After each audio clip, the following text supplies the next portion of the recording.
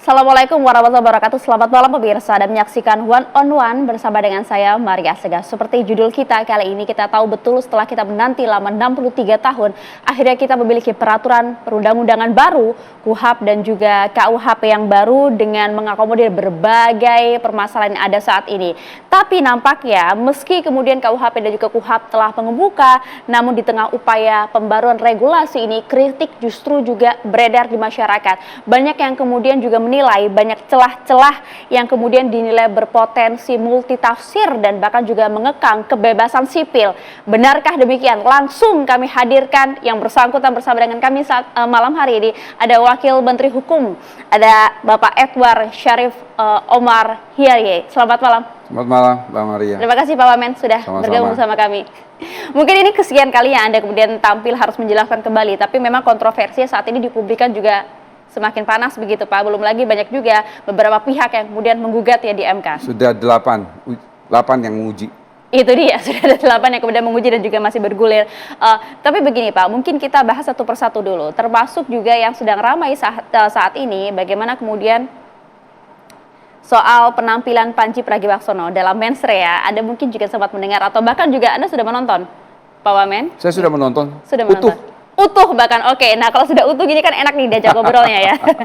Karena begini, ada beberapa hal, memang banyak sekali nama yang disebutkan di sana kan, tapi yang kemudian juga mengundang pertanyaan publik bagaimana kemudian dinilai menghina begitu ya, salah satunya wakil presiden kita, dan juga pasalnya dalam KUHP kan juga ada di sana kan, pasal penghinaan 218. Menyerang martabat dari presiden maupun wakil presiden. Tapi kalau menurut Anda dalam konteks itu termasuk dalam penghinaan atau tidak? Begini, penghinaan itu adalah subjektif delik. Apa artinya subjektif delik? Itu amat sangat pribadi. Sehingga memang kita tidak bisa memberikan suatu penilaian dalam pengertian jika yang disinggung, jika yang dihina, jika yang dijelekkan nama baiknya, merasa biasa-biasa saja, itu tidak akan menjadi peristiwa pidana. Jadi kembali lagi kepada beliau-beliau yang disebut di dalam acara mensrea tersebut. Itu saja sebetulnya komentar saya. Kalau Pak Gibran kan menyampaikan nggak apa-apa, ya, namanya saya kira kritik biasa saja. Mas Wapres sudah berbicara seperti itu, sudah selesai berarti. Artinya apa yang disampaikan oleh Pandji itu tidak akan masuk kepada ranah pidana. Karena yang dihina dalam tanda petik merasa bahwa perkataan itu bukan suatu penghinaan. Jadi tidak menjadi soal. Karena itu sekali lagi itu adalah subjektif delik. Dan dalam konteks pasal 218 karena Mas Gibran ini adalah wakil presiden dan itu pasalnya tentang penyerangan harkat dan martabat presiden dan wakil presiden, dia menjadi delik aduan yang absolut. Artinya yang harus mengadu itu adalah presiden atau wakil presiden, maka sudah tidak ada lagi yang bisa mengadu selain presiden atau wakil presiden. Artinya para pendukung, relawan dan lain sebagainya tidak bisa kemudian mengatasnamakan presiden atau wakil presiden melaporkan kepada pihak yang berwajib. Itu kita belajar dari sejarah sebelumnya yang pernah terjadi ya, termasuk juga ada yang mengatakan kan, pasal ini kan sebenarnya juga sudah dibatalkan oleh MK. Mengapa kan muncul kembali? Apa yang membedakan ini? Apa latar belakang adanya pasal ini? Sangat berbeda. Kalau kita belajar hukum pidana itu ada 12 pembagian delik. Salah satu pembagian delik itu adalah delik biasa dan delik aduan. Dalam KUHP yang dibatalkan, pasal 134 pada tahun 2006, itu kan delik biasa. Dan siapapun bisa melapor. Nah, sekarang ini berdasarkan pertimbangan Mahkamah Konstitusi tahun 2006, bahwa pasal-pasal seperti ini sudah seharusnya tidak lagi delik biasa tetapi menjadi delik aduan. Oleh karena itu kami pembentuk KUHP, pemerintah dan DPR memformulasikan pasal itu dalam konteks delik aduan. Jadi mengakomodir hasil dari putusan MK justru. Persis. Dan saya selalu mengatakan tidak mudah loh orang dijerat dengan pasal 218. Yang pertama bahwa dia sangat spesifik, menyerang harkat dan martabat presiden atau wakil presiden, Menyerang harkat dan martabat di sini dalam konteks penghinaan hanya ada dua. Satu adalah menista. Menista itu adalah merendahkan seseorang. Kemudian yang kedua itu adalah memfitnah. Kalau memfitnah kita semua tahulah. Tetapi kalau merendahkan martabat seseorang itu misalnya. Batasannya itu. Misalnya, saya katakan misalnya menyamakan seseorang dengan hewan. Itu jelas merendahkan martabat seseorang. Jadi itu saya kira batasannya amat sangat jelas. Kemudian di dalam pasal 218 itu juga ada alasan penghapus pertanggungjawaban pidana. Saya tidak tahu apakah yang mengkritik itu dia paham atau tidak mengenai apa yang dimaksudkan dengan rechtvaardigheidsgrond atau alasan penghapus pertanggungjawaban pidana, bahwa tidak dapat dipidana apabila itu dilakukan demi kepentingan umum atau membela diri. Kepentingan umum ini sebenarnya kepentingan umum itu dikatakan, dijelaskan. Kepentingan umum itu apa? Mengkritik kebijakan pemerintah. Dan di situ dikatakan bahwa pasal ini tidak dimaksudkan untuk menghalangi kebebasan berdemokrasi, kebebasan mengeluarkan pikiran baik lisan maupun tulisan, dan kritik itu dibolehkan. Bahkan di dalam penjelasan pasal 218 itu dikatakan salah satu wujud dari kritik itu adalah unjuk rasa. Artinya unjuk rasa pun tidak dilarang. Itu batasan kepentingan umum di situ. Ya lagi-lagi karena ini kan kemudian sangat subjektif begitu ya, meskipun deliknya aduan sangat subjektif, tapi kita khawatir kemudian implementasinya di lapangan, bahkan juga kemudian pihak berwenang yang kemudian akan memberlakukan pasal ini. Kan begini, itu sangat mudah. Pertanyaannya sederhana, presiden dan wakil presiden lapor atau tidak? Kalau tidak, aparat tidak bisa ngapa-ngapain. Siapa yang bisa membaca hati orang gitu? Kita nggak pernah tahu kemudian apakah betul nanti presiden dan wakil presiden akan kemudian siapa tahu ada bisik sana sini begitu Pak, dikhawatirkan kemudian mampu. Kembali pada sifat dari delik itu adalah subjektif delik. Ya, yang merasa, atau saya mau katakan begini, ukuran penghinaan di dalam pasal 218 itu sudah dibatasi ya. Menista atau memfitnah. Ya, kalau memfitnah kita tahu semualah. Tapi menista ini sekali lagi tergantung siapa yang siapa yang dihina. Ya, karena ini subjektif dan dalam hukum itu kan nggak bisa abu-abu. Artinya ini bisa dipidana atau tidak. Ya. Gitu kan, Prof? Betul. Dan ini bisa. Yang apanya? Penghinaan terhadap presiden. Oh iya, kalau yang mengadu itu adalah presiden atau wakil presiden. Karena lagi-lagi di publik bahkan kita semua masih nggak paham mana batasan antara menghina dan mengkritik. Mohon maaf, coba kami kasih contoh begitu ya. Seringkali kalau kita lihat dalam bentuk kritik, apalagi dituangkan dalam sebuah seni begitu Prof ya. Kemudian ada yang mengkritisi kebijakan kepala negara maupun kepala lembaga begitu ya. Soal kepala lembaga ataupun kepala negara A koruptor dengan gambar begitu ya. Badan tikus tapi kemudian kepalanya adalah yang bersangkutan. Apakah ini masuk dalam kritik atau penghinaan? Kalau itu penghinaan, bukan kritik. Meskipun konteksnya adalah kebijakan. Begini dulu saya katakan, kalau sudah mengatakan seseorang koruptor, itu sama saja dengan mengatakan seseorang membunuh, mengatakan seseorang penipu, mengatakan seseorang pemerkosa, mengatakan seseorang itu teroris. Karena korupsi itu kan tindak pidana. Penipuan itu tindak pidana. Penggelapan itu tindak pidana. Pembunuhan itu tindak pidana. Itu bisa masuk dalam konteks memfitnah.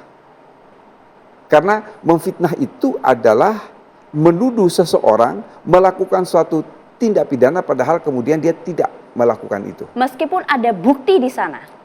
Begini, pertanyaan selanjutnya ya harus dibuktikan terlebih dahulu. Apakah betul orang itu membunuh, apakah betul orang itu memperkosa, apakah betul dia adalah seorang teroris, apakah betul dia itu seorang koruptor. Kalau tidak, maka dia masuk dalam konteks fitnah. Jelas di sana artinya ya. Tapi lagi-lagi batasan itu seperti apa, termasuk juga kalau kemudian kita membawanya dalam hal seni. Banyak sekali kemudian saat ini para komedian gitu ya, para influencer yang kemudian menampilkan kritik mereka terhadap kebijakan-kebijakan publik tapi melalui komedi. Meskipun di akhir video kita kerap kali mendengar ada nama-nama hewan di sana, bahkan kata-kata yang tak sopan juga dilontarkan. Itu seperti apa, Prof? Ya, Mereka khawatir, was-was saat ini. begini, saya kira kritik itu kan sesuatu yang memang harus dilakukan dalam negara demokrasi sebagai suatu wujud social control terhadap kebijakan pemerintah. Bahwa kritik dalam bentuk karya seni dalam pengertian para komedian melakukan stand up dan lain sebagainya, saya kira itu menjadi hal yang biasa saja, ya. Apalagi kalau memang tujuannya untuk membuat orang tertawa. Tetapi sekali lagi diksi yang digunakan itu selama itu sama sekali tidak untuk merendahkan martabat seseorang atau diksi itu tidak menuduh seseorang melakukan suatu tindak pidana, tidak ada masalah. Dan lagi-lagi artinya penghinaan itu pasti akan berhubungan dengan menuduh secara sepihak, begitu itu ya, personal, fitnah. Jadi menuduh seseorang melakukan suatu tindak pidana seperti tadi dikatakan oleh Mbak Maria, mengatakan dia koruptor. Itu sama aja mengatakan dia pembunuh, sama saja mengatakan dia pemerkosa, itu sama. Karena apa yang dia tuduhkan itu adalah suatu tindak pidana. Dan itu harus dibuktikan dulu apakah dia melakukan itu ataukah tidak. Kalau tidak, maka dia masuk dalam konteks memfitnah. Iya, karena kan begini ya, kita nggak pernah tahu apakah kemudian diksi itu bisa kemudian disangkut paukan terkait dengan masih dalam konteks kritik ataupun juga penghinaan. Bahkan di persidangan pun kita tahu betul harus dihadirkan ahli bahasa di sana. Begini, Prof. kalau Khawatir untuk nanti kemudian ada yang memanfaatkan ini. Sekali lagi, kalau untuk konteks penghinaan, apakah kata-kata itu mengandung unsur penghinaan?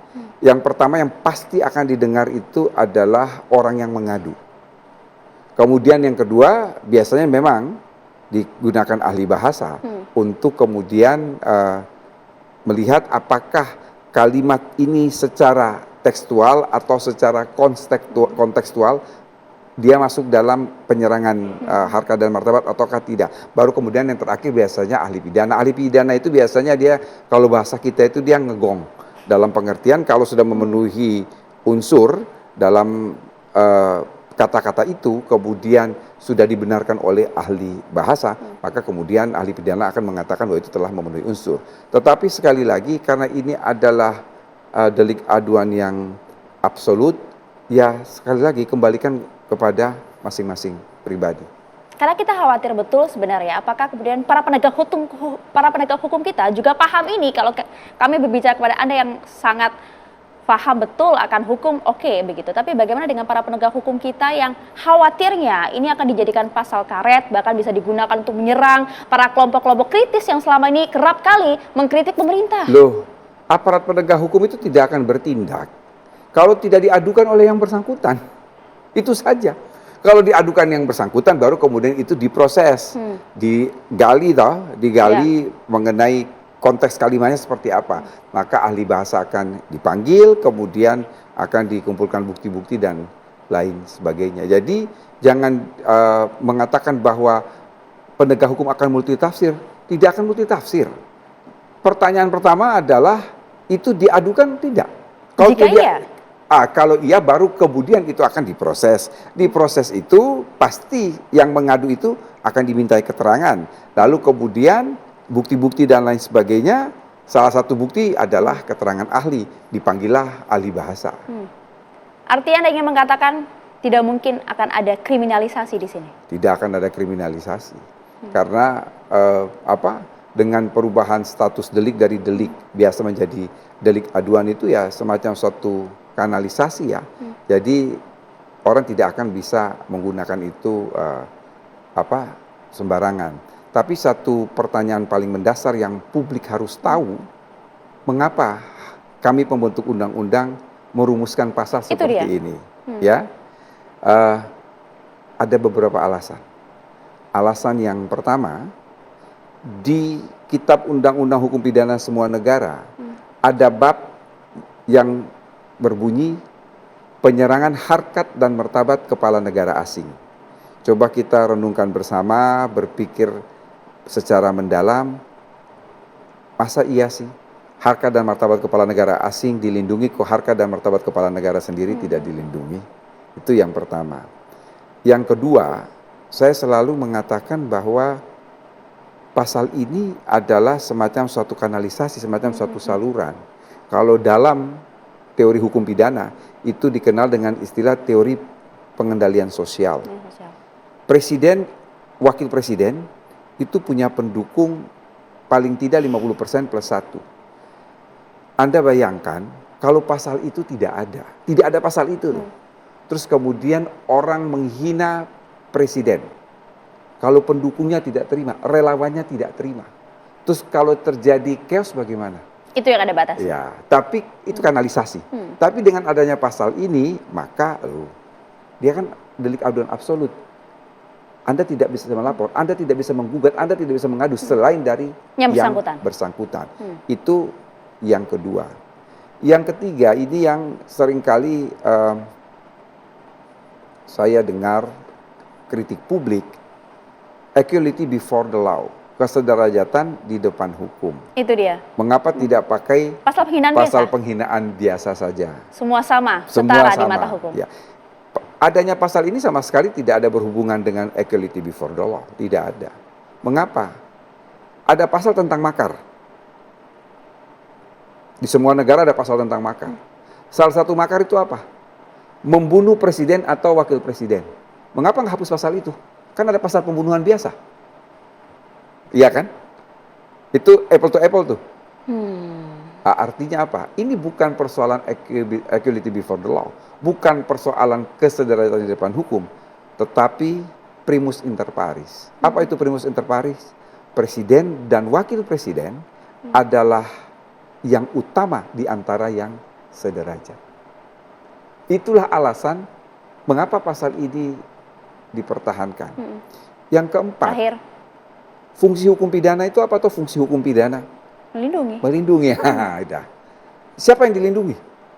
Satu adalah negara, dua adalah masyarakat, tiga adalah individu. Pertanyaan lebih lanjut, apa yang dilindungi? Satu adalah nyawanya. Makanya ada pasal tentang tindak pidana terhadap nyawa. Yang kedua yang dilindungi apa? Propertinya. Ada penggelapan, penipuan, ya, pencurian, itu yang dilindungi properti. Yang ketiga apa? Dignity, martabat. Sudah selesai cerita tuh. Kalau kita kembali kepada fungsi hukum pidana. Itu alasan mengapa kemudian pasal ini yang kemudian ada dalam ini. Tapi begini Pak Wamen, yang kemudian menjadi perdebatan juga soal pasal demo 256 yang saat ini juga kemudian dimohonkan uji materi ke MK. Kita bahas usai jeda. Sesaat lagi kami kembali untuk Anda.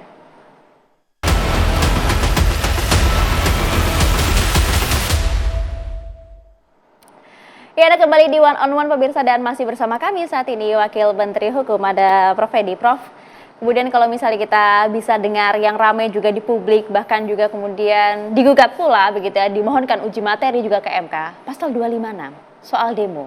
Ini sebenarnya mengapa dan mengapa ini juga masih ada di KUHP kita yang baru? Harus ada. Di situ bukan melarang demonstrasi, tapi mengatur demonstrasi.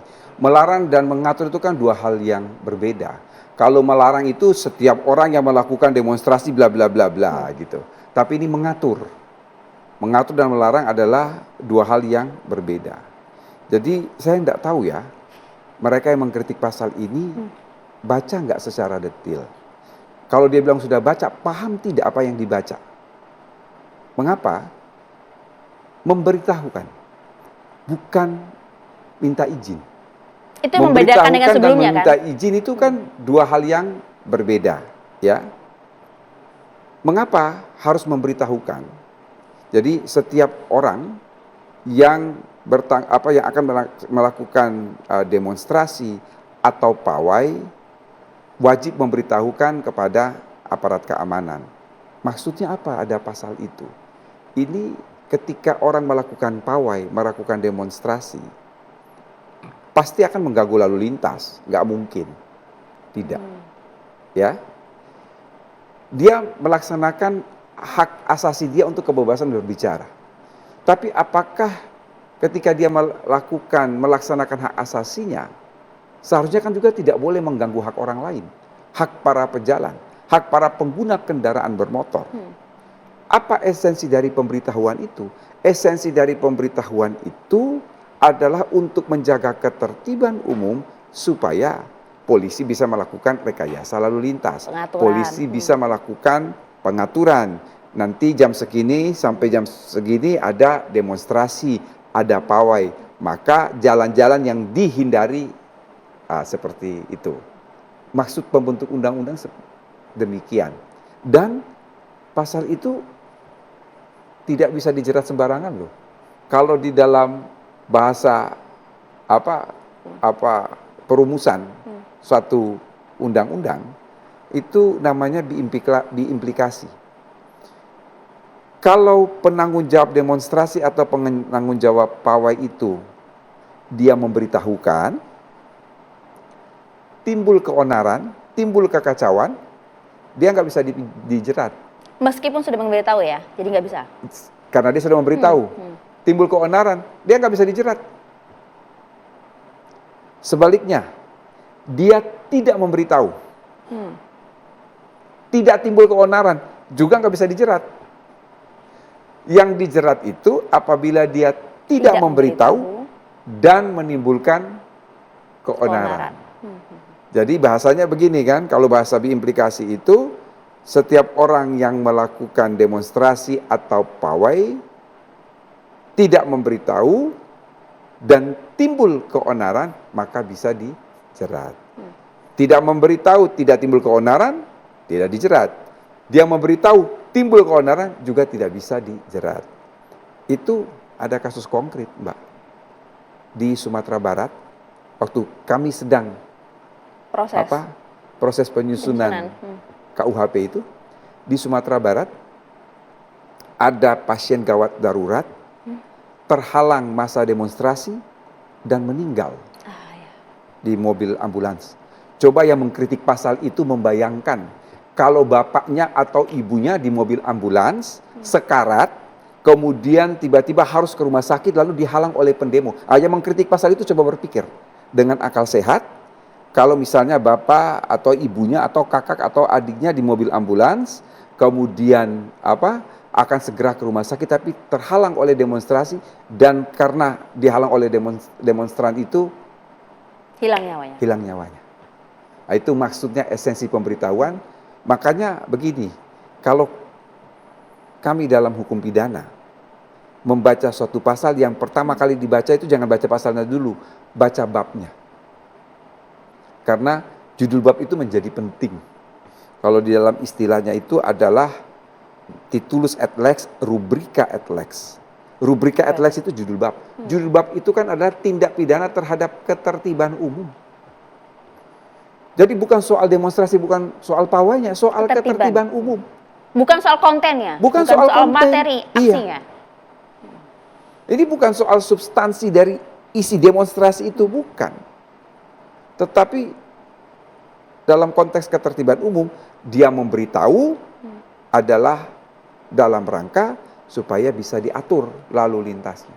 Prof, kalau pemberitahuan, konteksnya di dalam mengatur dan harus memberikan pemberitahuan, bisa ditolak tidak pemberitahuan ini? Namanya memberitahu kan bukan ada harus, pemberitahuan itu perbuatan hukum sepihak. Sarah. Yang penting dia berkirim surat kepada aparat berwajib, dia akan melakukan demonstrasi atau pawai, sudah gugur. Sudah tuntas gugur kewajibannya. Pertanggungjawaban pidananya apabila terjadi keonaran atau kerusuhan akibat dari demonstrasi itu. Tapi mengapa ya masih kemudian diperdebatkan, masih kemudian itu kan jangan tanya ke kami, tanya yang kritik itu. Paham tidak esensi pasal itu? Anda melihat ada celah hukum di sini soal pasal ini? Tidak ada. Sama sekali? Sama sekali tidak ada. Makanya pasal itu kan diuji di Mahkamah Konstitusi. Kami, pemerintah dan DPR akan menjelaskan sejelas-jelasnya mengapa pasal ini harus ada. Apa maksud dari pasal ini.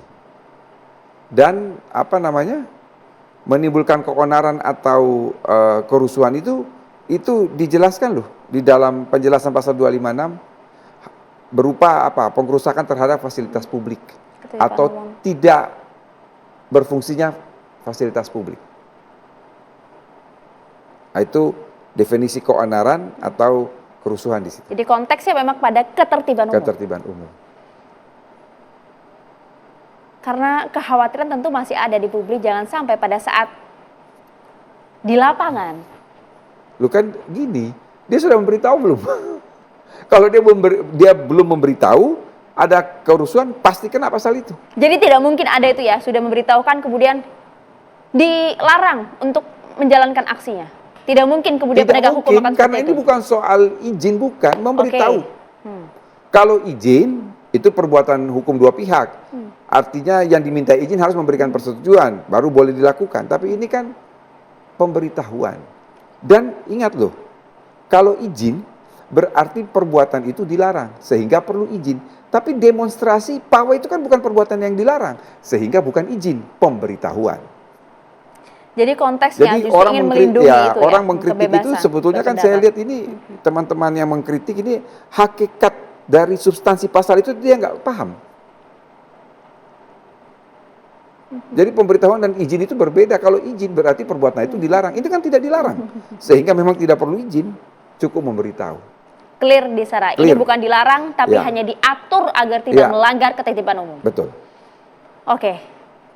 Termasuk juga pertanyaan lainnya, yang kemarin ramai pada saat KPK, kemudian menggelar press release, gelar kasus, tapi tidak ditampilkan tersangka sana karena sudah ada KUHP dan juga KUHP yang baru.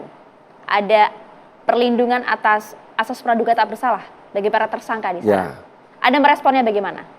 Terus terang, kami pembentuk undang-undang, pemerintah dan DPR memberikan apresiasi terhadap Komisi Pemberantasan Korupsi yang begitu cepat beradaptasi dengan KUHP yang baru. 2 Januari kemarin. Jadi setelah 2 Januari kan ada OTT yang dilakukan oleh Komisi Pemberantasan Korupsi. Kami apresiasi betul, artinya mereka cepat membaca KUHP dan menyesuaikan diri dengan KUHP yang baru, bahwa memang ada larangan bahwa proses terhadap tersangka itu tidak boleh menimbulkan praduga bersalah. Seperti penayangan pada saat siaran pers, itu dianggap menimbulkan praduga bersalah. Dan kita tahu ya, kalau dulu kita membaca koran atau majalah, itu kan biasanya wajah tersangka itu selalu dikasih hitam ya. Jadi kita nggak tahu, dan nama tersangka pun selalu inisial. Jadi ya terus terang kami apresiasi dengan Komisi Pemberantasan Korupsi yang cepat beradaptasi dengan KUHP yang baru. Termasuk ada suatu pengadilan negeri di Muara Enim, Sumatera Selatan yang kurang lebih 1 minggu setelah pemberlakuan KUHP yang baru, dia memutuskan dengan pemaafan hakim. Ini kan hal yang baru di dalam KUHP. Jadi cepat beradaptasi. Oleh karena itu pada tanggal 16 Desember, Jaksa Agung dan Kapolri melakukan nota kesepahaman untuk persiapan keberlakuan KUHP dan KUHP yang baru. Waktu itu kebetulan juga dihadiri oleh Ketua Komisi 3 dan saya sebagai Wakil Menteri Hukum. Artinya di dalam nota kesepahaman itu dan setelah itu kita melakukan konferensi pers, kami tegas mengatakan bahwa aparat penegak hukum kita itu siap beradaptasi dengan KUHP dan KUHP yang baru. Jadi kekhawatiran masyarakat bahwa APH kita tidak siap, polisi tidak siap, jaksa tidak siap, hakim tidak siap, ya biarlah waktu yang akan membuktikan. Artinya apa? Kurang dari seminggu KUHP itu berlaku, KUHP itu berlaku, aparat penegak hukum cepat sekali beradaptasi. Dan Ketua Mahkamah Agung mengeluarkan surat edaran kepada seluruh pengadilan pada tiap tingkatan. Jaksa Agung Muda Pidana Umum membuat surat edaran juga kepada Kepala Kejaksaan Tinggi. Kabar Reskrim juga membuat surat edaran kepada para Kapolda yang intinya itu semua sama. Sehingga bagaimana sedapat mungkin teman-teman APH di daerah bisa beradaptasi dengan KUHP dan KUHP baru. Bagi kami pembentuk undang-undang, DPR dan pemerintah melihat ini, ya kami senang ya. Dalam pengertian mereka bisa bersinergi, kompak untuk melaksanakan KUHP dan KUHP yang baru, dan itu jalan. Dan itu juga sudah terbukti, kita juga sudah terbukti. Ya, sudah melihat mereka juga sudah mulai beradaptasi dengan KUHP dan KUHP. Persis. Ya, tapi kalau kita melihat dan juga membaca soal peraturan KUHP, KUHP ini kan semuanya berkutat dengan multitafsir atau tafsir dari setiap individu. Tapi bagaimana, mohon maaf Pak Wamen, bagaimana kemudian Anda memastikan bahwa aturan KUHP, KUHP ini tidak membela bagi mereka yang bersalah? Bagaimana keyakinan ini bisa ditimbulkan kepada publik, publik bisa percaya bahwa aturan ini tidak akan multitafsir dan tidak akan membela mereka yang bersalah? Sesaat lagi dijawabnya. Kami jeda dulu.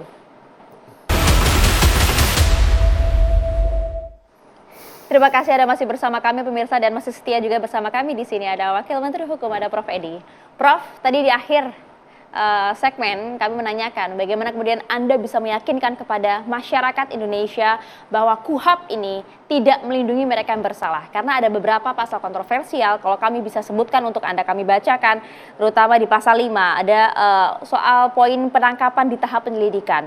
Yang tadinya begitu ya di KUHP lama tak diperbolehkan adanya penahanan di sana. Tapi di aturan ini justru ada peluang karena tahap penyelidikan seharusnya hanya untuk mencari ada tindak pidana atau tidak, tapi penangkapan di sana diperbolehkan. Termasuk juga pasal 7 dan juga pasal 8 soal semua penyidik di bawah Polri ini kemudian bisa punya pengendalian seluruh penyelidikan itu, kendalinya cukup penuh, termasuk dari lembaga lain. Kekuasaan terlalu terpusat pada satu institusi yang justru belum tentu juga kalau kita lihat siap, bahkan juga bisa objektif di mata publik, dianggapnya seperti itu, Prof. Begini, KUHP yang baru sama sekali tidak dimaksudkan untuk memperluas atau memperbesar kewenangan polisi atau jaksa, sama sekali tidak. Tapi KUHP yang baru ini mencoba mendudukkan aparat penegak hukum itu secara proporsional dan profesional. Oleh karena itu di dalam pasal 2 Kitab Undang-Undang Hukum Acara Pidana dikatakan bahwa hukum acara ini dilaksanakan dengan sistem peradilan pidana terpadu atas dasar prinsip atau asas diferensiasi fungsional yang menitik beratkan penyidikan pada polisi, penuntutan pada jaksa, hakim untuk mengadili, dan advokat untuk membela dan memberi bantuan hukum dalam rangka mendudukkan perkara pidana secara profesional dan proporsional, serta pembimbing kemasyarakatan yang bertugas untuk membina terpidana dan narapidana. Mengapa pasal ini harus ada? Pembentuk undang-undang hendak memberitahu bahwa dalam integrated criminal justice system, mereka ini mempunyai kedudukan yang seimbang. Tidak ada satu yang subordinat terhadap yang lain. Yang terjadi adalah koordinasi horizontal, bukan koordinasi vertikal. Polri sebagai penyidik utama bukan berarti penyidik tunggal, karena ada penyidik pegawai negeri sipil dan penyidik tertentu. Istilah Polri sebagai penyidik utama itu bukan bahasanya pemerintah atau DPR. Itu bahasanya putusan Mahkamah Konstitusi tahun 2023 ketika Undang-Undang P2SK diuji di Mahkamah Konstitusi. Disitulah dalam pertimbangan Mahkamah Konstitusi yang bersifat ratio residendi, berarti pertimbangan itu bersifat mengikat, dia katakan di situ Polri adalah penyidik utama.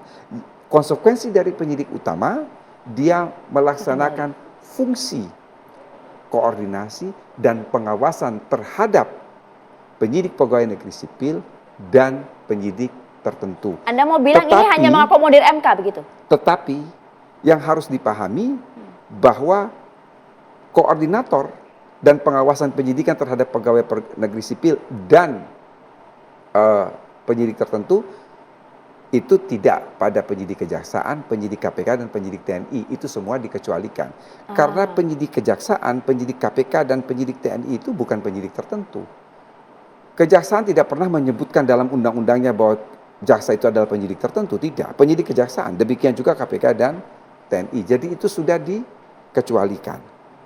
Saya ingin mengatakan bahwa Polri sebagai koordinator dan pengawasan penyidik pegawai negeri sipil dan penyidik tertentu itu adalah kesamaan standar dalam sistem peradilan pidana.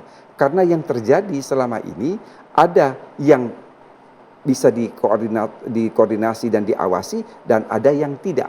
Sehingga tidak ada standar yang jelas. Yang berikut yang ingin saya katakan, Polri sebagai koordinator pengawasan terhadap penyidik pegawai negeri sipil, ini bukan hal kemarin sore. Ini sudah ada sejak tahun 1981 dalam KUHP yang lama, dalam pasal 5 pasal 6. Itu yang ingin saya tegaskan lebih dulu. Yang kedua, soal pertanyaan, di dalam KUHP yang lama tidak ada bab tentang penyelidikan. Yang ada adalah penyidikan. Padahal the first step dalam sistem peradilan pidana itu bukan investigation, bukan penyidikan, tetapi the first step dalam sistem peradilan pidana itu ada inquiry, penyelidikan.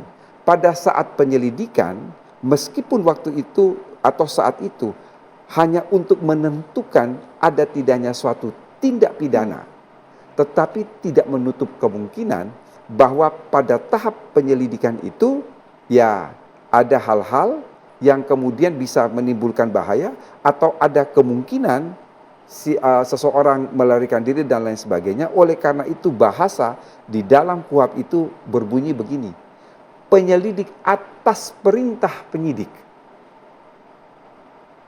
Karena apa? Memang bukan kewenangan dan otoritas penyelidik untuk melakukan upaya paksa. Otoritas itu ada pada penyidik. Makanya bahasanya adalah penyelidik atas perintah penyidik.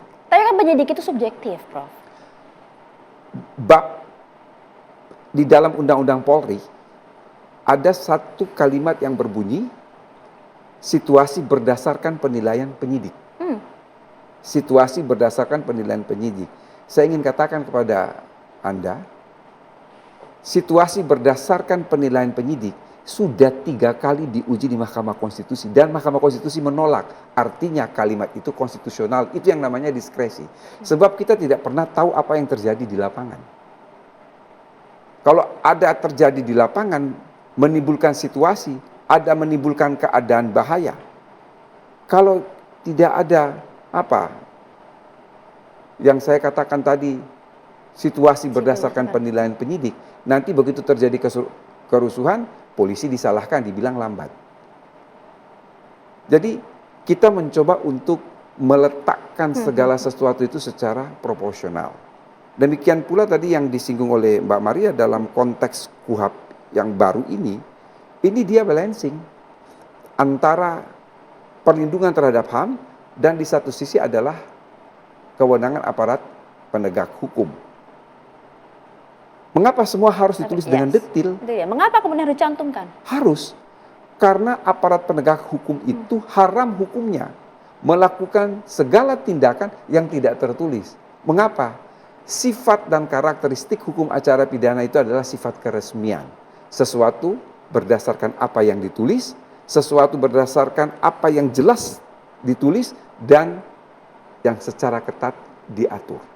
Tetapi ini semua dikontrol. Karena ada perlindungan terhadap hak asasi manusia. Misalnya, setiap orang dalam setiap tahap pemeriksaan, baik lidik, sidik, penuntutan, persidangan, dia didampingi oleh advokat. Ya selama ini itu sudah ada, Prof. Tapi kita tahu di lapangan. Anda keliru, tidak. Itu bukan sesuatu yang wajib ada di dalam KUHP yang lama. Nggak ada. Tetapi dalam KUHP yang baru, setiap orang itu didampingi oleh advokat, baik dari lidik, sidik, tuntut maupun sidang. Yang kedua, advokat berhak mengajukan keberatan.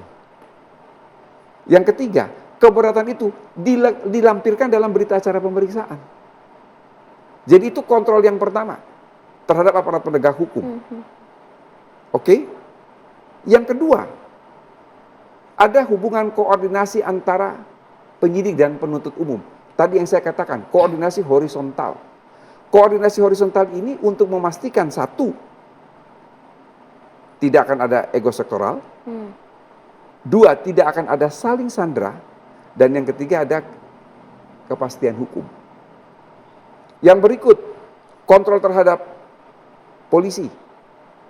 Sekarang kalau Mbak Maria melapor kepada polisi, tidak digubris, bisa di pra-peradilan.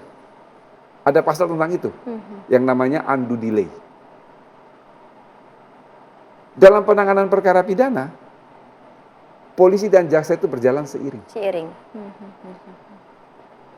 Karena mereka yang akan menentukan pada akhirnya perkara ini disidangkan atau tidak. Inilah jaksa sebagai pengendali perkara pidana dan Polri adalah penyidik utama. Ini artinya dilihat dari berbagai kacamata. Persis. Jadi saya selalu mengatakan Polri dan jaksa itu ibarat dua sisi dari satu mata uang. Tidak mungkin saling menegasikan. Polri itu penjaga pintu gerbang utama dalam sistem peradilan pidana. Begitu pintu itu dibuka, dia tidak akan bisa sampai ke pengadilan tanpa peran jaksa sebagai pengendali perkara. Sama halnya, jaksa sebagai pengendali perkara tidak akan bisa kalau pintu itu tidak dibuka oleh Polri. Oke, artinya jadi kita semua sekarang berpegang seiring dan sejalan. Yang berikut, teknologi akan mengawasi kerja penyidik. Wajib ada CCTV, kamera pengawas. Isi CCTV itu tidak hanya tanggal, bulan, tahun, kan lihat tuh orang diapain tuh, tapi juga dilengkapi dengan audio. Itu untuk melihat apakah ada intimidasi ataukah tidak. Jadi pengawasannya berlapis. Itu dia Pak Wamen, kita percaya betul bahwa pemerintah memberikan kontrol, pengawasan terhadap jangan sampai ada celah hukum di sana, tapi lagi-lagi kita berharap nanti di lapangan kontrol itu bisa berjalan secara maksimal. Karena masih banyak juga pasal-pasal yang harus kita bahas nih, Prof. Pasti akan secara maksimal. Terkadang kan orang tanya begini, ini gimana nanti bisa sewenang-wenang, ya? Itu yang bertanya siapa dulu? Karena saya mau katakan begini ya, kalau Mbak Maria jadi advokatnya pelapor, pasti minta supaya polisi melakukan upaya paksa nih terhadap orang yang dia laporkan. Tapi kalau Mbak Maria jadi advokatnya terlapor nih, pasti minta untuk tidak dilakukan upaya paksa terhadap kliennya. Jadi sebetulnya ini hanya posisi saya. Tapi semua itu sudah diakomodasi dari kacamata, berbagai Wah. kacamata itu tadi. Oke, termasuk juga pasal yang menjadi kontroversi yaitu soal kohabitasi. Baik itu pasal ancaman zina maupun juga kumpul kebo, nikah siri. Jadi perdebatan publik mengapa saat ini kemudian urusan privasi justru diatur dalam undang-undang, Prof. Sesaat lagi kami bahas untuk Anda.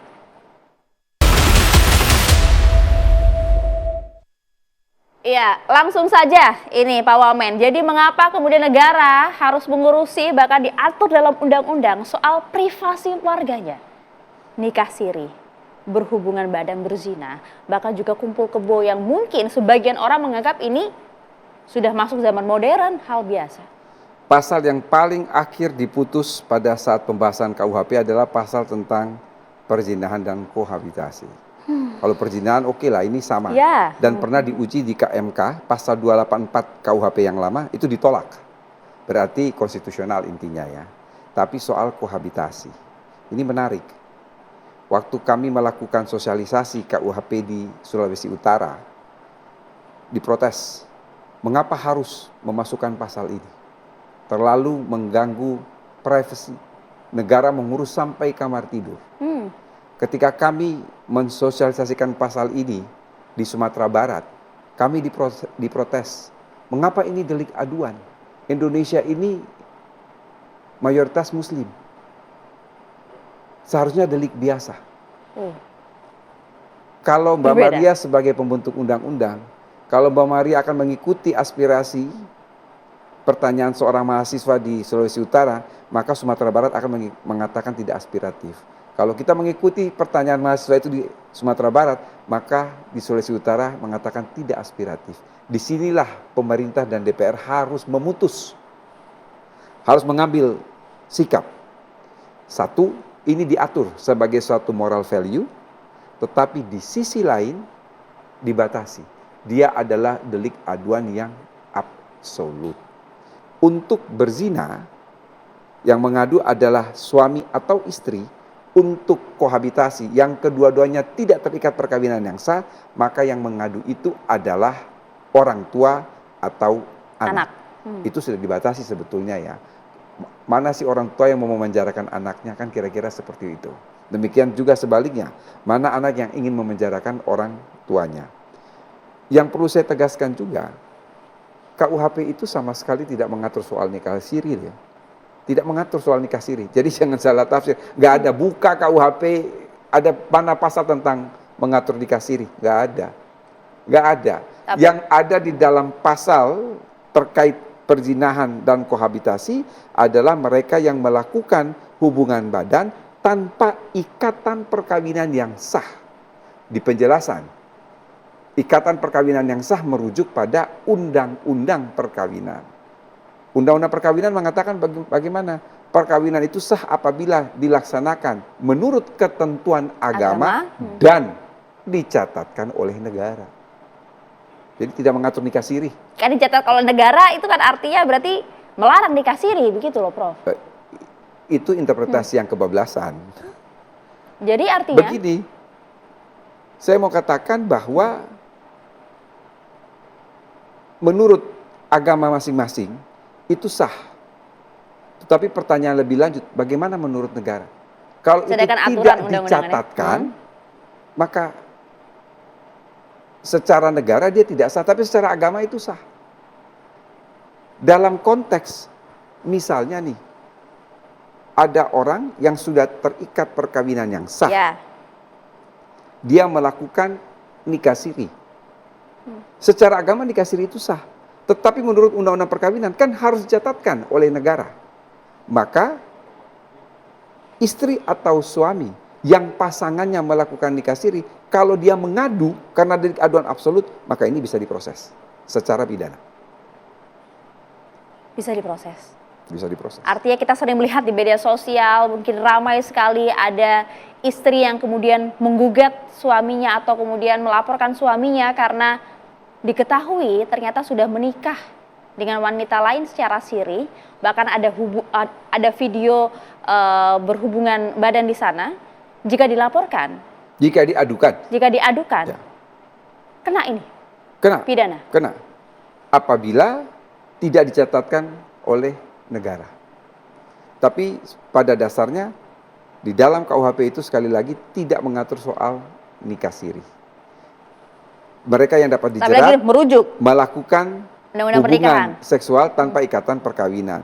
Perkawinan yang sah merujuk pada undang-undang perkawinan. Sah menurut agama, secara perdata dia sah. Tetapi secara negara kan dia belum dicatatkan. Dan jangan lupa bahwa di dalam KUHP juga ada pasal terhadap larangan kawin. Artinya kalau orang itu sudah terikat perkawinan yang sah, maka itu sebagai suatu penghalang untuk dia melakukan pernikahan lagi. Itu dia. Itu yang saya katakan. Apabila memang kemudian tidak ada persetujuan dan lain sebagainya.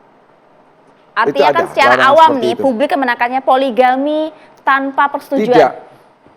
Sekali lagi, KUHP itu tidak mengatur soal poligami, kan merujuk kepada undang-undang pernikahan itu tadi. Kembali kepada undang-undang perkawinan. Jadi undang-undang perkawinan ya sudah sah menurut agama dan dicatatkan oleh negara. Jadi pada dasarnya itu kan hukum perkawinan itu kan secara keperdataan kan. Oke Prof, jadi begini. Dari berbagai pasal ini soal kohabitasi, soal perzinahan, banyak yang kemudian mempertanyakan mengapa ini kemudian harus diatur begitu oleh negara soal privasi ini. Terakhir, apa sih yang ingin disampaikan sebenarnya oleh negara kepada warganya? Mengapa kohabitasi itu diatur? Kita menghormati lembaga perkawinan. Saya kira mengenai hubungan intim di luar pernikahan itu kan perbuatan yang dilarang oleh ajaran agama dan kita menghormati lembaga perkawinan itu. Meskipun kita bicara soal hukum, berbeda soal agama. Tidak, saya mau katakan norma hukum itu dia lahir dari norma agama, dia lahir dari norma kesopanan, dan dia lahir dari norma kesusilaan. Saya ingin mengatakan lebih tegasnya bahwa banyak aturan dalam hukum pidana itu mempositifkan norma agama. Ya, kalau misalnya ya di dalam Al-Quran, di dalam Injil, misalnya itu ya dilarang membunuh, dilarang mencuri, itu kan dipositifkan di dalam hukum pidana. Apa ada agama yang kita anut ini yang memang mengatakan boleh melakukan hubungan Perzinahan? Hubungan seks sebelum menikah? Tidak. Ya sudah. Jadi dalam rangka menghormati lembaga perkawinan, pasal ini diadakan. Karena bahkan banyak negara juga yang menyoroti Indonesia soal ini. Oh betul. Ketika ini disahkan, waktu itu ribut, para duta besar protes kan. Waktu itu Presiden Joko Widodo meminta Bu Retno Marsudi sebagai Menteri Luar Negeri dan saya untuk menjelaskan kepada duta besar. Dan saya katakan waktu itu bahwa di dunia ini isi semua KUHP sama, kecuali 3 hal. 1 adalah delik politik, 2 adalah defamation, penghinaan, dan yang ketiga adalah soal tindak pidana kesusilaan. Jadi Anda jangan membandingkan dengan negara Anda. Saya kasih tahu Mbak Maria ya. Oke, singkat. Anda buka KUHP Cina, di dalam KUHP Cina tidak ada 1 bab pun tindak pidana terhadap kesusilaan, nggak ada. Sekarang kembali lagi kepada masing-masing negara. Itu. Saya katakan waktu itu, waktu di hadapan para duta besar, mengapa Anda tidak memprotes KUHP di Swedia misalnya? Mengapa Swedia itu angka prostitusinya paling kecil di dunia?